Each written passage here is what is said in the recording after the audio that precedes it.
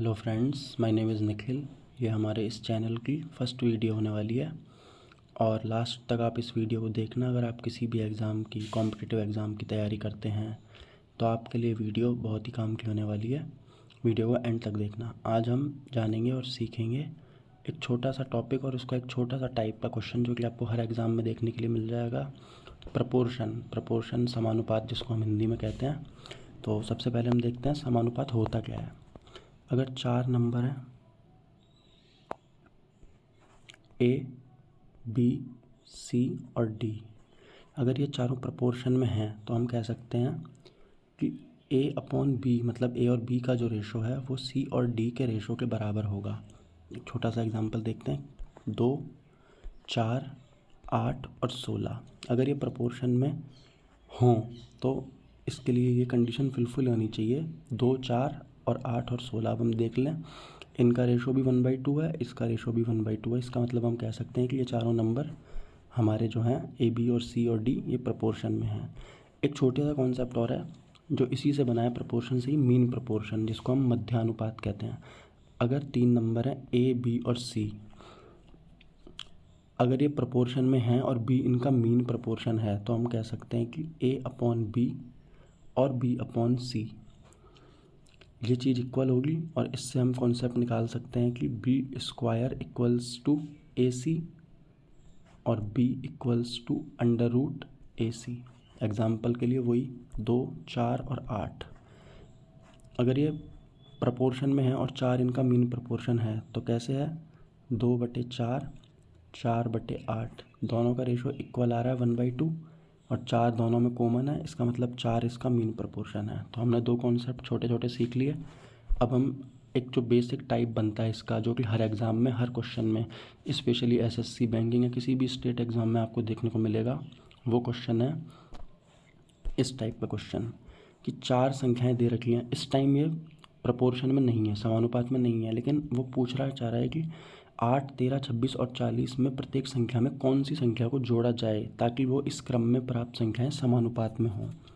तो इसकी एक सॉल्व करने की ट्रिक होती है जो कि आपको बहुत आराम से मैं सिखाऊंगा और आपको सीखनी है। सबसे पहले हम 2-2 के गैप में इन नंबर्स को लिख लेंगे। ये एक 2 का और ये 2 का जोड़ा बनाया हमने। अब हमको क्या करना है, इनका डिफरेंस लिखना है। तो 8 और 13 का डिफरेंस है 5 और 40 और 26 का डिफरेंस होता है 14।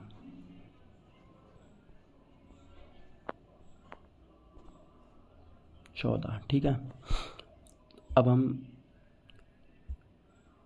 इस 8 को हमको मतलब कि इस वाले जोड़े के पहले नंबर को हमको इस 14 से मल्टीप्लाई करना है जो कि आएगा हमारा 112 और इस वाले जोड़े के पहले नंबर को इस 5 से मल्टीप्लाई करना है, वो आएगा हमारा 130। इनका डिफरेंस लेना है जो कि है 18 और इन 5 और 14 का जो डिफरेंस है वो है 9। तो 9 की वैल्यू अगर 18 है तो 1 की वैल्यू जो है वो हो जाएगी 2। तो 2 ही हमारा वो नंबर है जिसको अगर हम इन चारों नंबर्स में जोड़ देंगे तो ये समानुपात में हो जाएंगे। चेक करते हैं।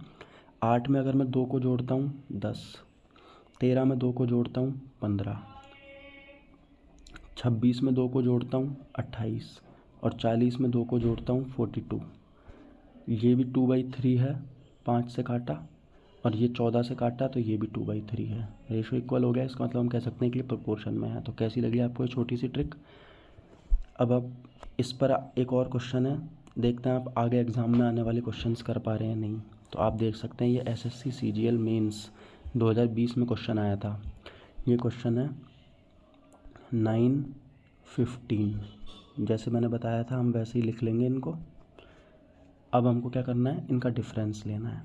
15 में से 9 गया 6 और ये 10। चाहो तो हम जैसे अगर ये जो है 6 और 10 अगर ये आपस में और इनको छोटा बना सकते हैं हम काट के। तो जैसे मैंने इसको 2 से काटा 3, ये 5।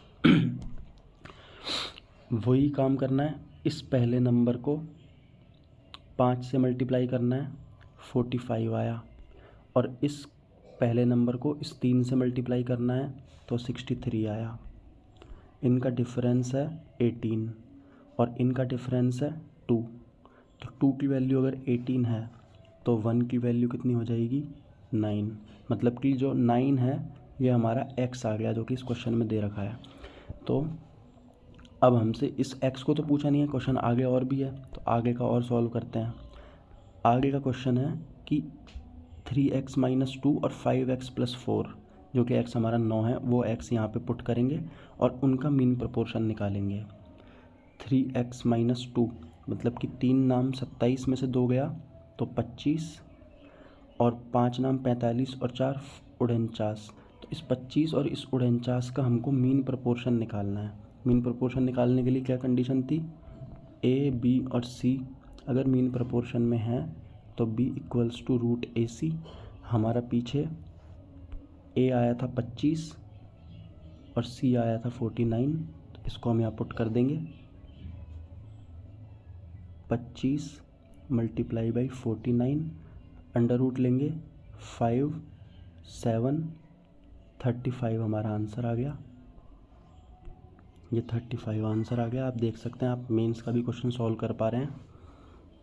तो अगर आपको ये वीडियो अच्छी लगी हो तो आप इस वीडियो को लाइक करना, शेयर करना और चैनल को सब्सक्राइब करना।